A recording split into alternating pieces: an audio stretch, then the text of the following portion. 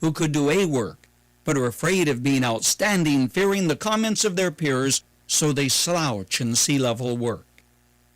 I've been thinking about the contribution of a little-known scholar who lived for 30 years in the obscure city of Bethlehem.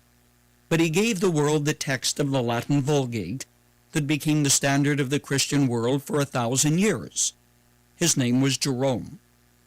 At Christmas, I listened to the strains of George Frederick Handel's Messiah and asked myself, will there ever be another piece of music so great? Will we ever see another Beethoven or Bach or Tchaikovsky? I've walked through art galleries and marveled at works of the masters and asked, will the world ever again see masterpieces which will rival these or even come close to them? Is it possible that the problem, the curse of mediocrity, is why the lines of excellence are not connected with the dots of one generation to the next?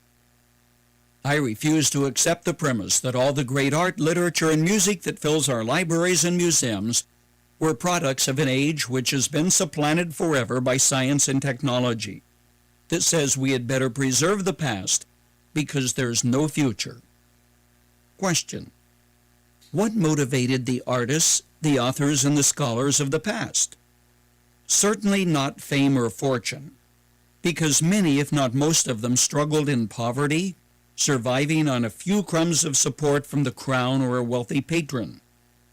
For every name that has survived, thousands of scholars, great artists, and musicians lived in ignominy and obscurity. Their names never made the dictionary's short biographical data section.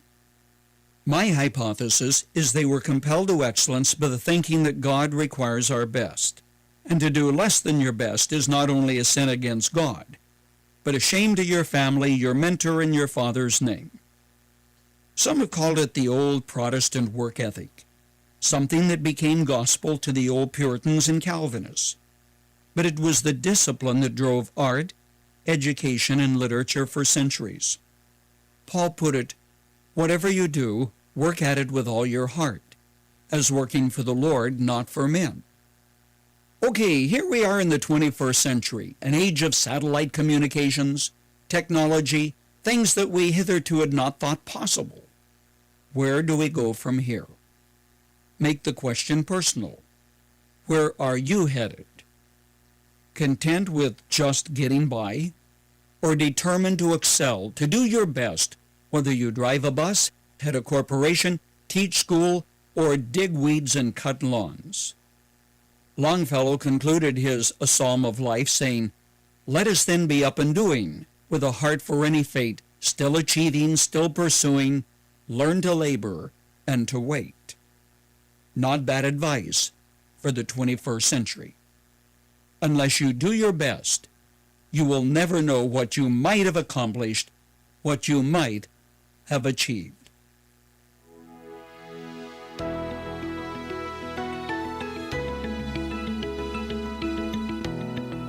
You've just heard Guidelines for Living. For more practical and inspirational messages, visit guidelines.org. If you find our devotionals helpful and would like to share them with others, consider supporting our ministry with a donation. Again, that's guidelines.org. Thanks for listening to Guidelines for Living.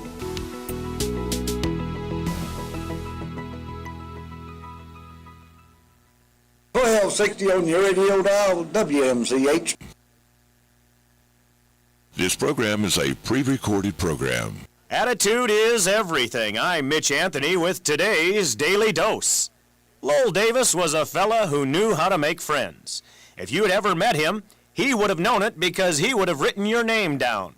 He had a big yellow legal pad in which he'd written the name of every person he remembered meeting since